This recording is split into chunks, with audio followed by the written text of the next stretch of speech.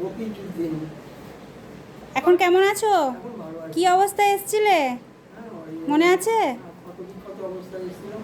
তারপরে এখন তো ভালো আছি। এখানে অপারেশন হয়েছে? হ্যাঁ, অপারেশন হয়েছে। কোথায় কোথায় অপারেশন হলো? ব্রেন অপারেশন হয়েছে, মাথা আর হাত? আর এই কান, বাহু।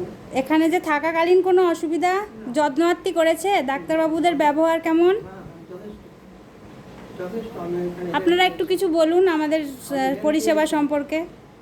হেল্প পেয়েছি যথেষ্ট। আপনারা দীর্ঘায়ু হন, আমার এই নার্সিংহোম দীর্ঘায়ু হোক, এবং এখানে প্রতিটি রুগী এসে যেন হাসিমুখে ফিরে যায়। আমার ছেলেরা আমরা এখানে অনেক পেশেন্ট পাঠাবো, এটা আমার মনের আশা। কেন এটা তো আমার একটা সম্পর্ক হয়ে যাবে। আজকে তোমাদের ঈদ, সেই জন্য ঈদের তরফ থেকে একটা ছোট্ট কেক অ্যারেঞ্জ করেছি, ওটা একটু কাটো কাটো। এইটা হুম।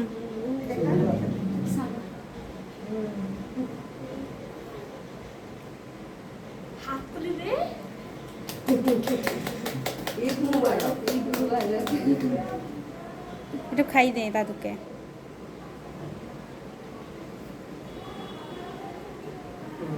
আমার ছোট বোন খাইয়ে দিল। I am very happy in my life. আর দাদুকে গিফটটা দিয়ে দে। নাও, বাঁ হাতে নিয়ে নাও।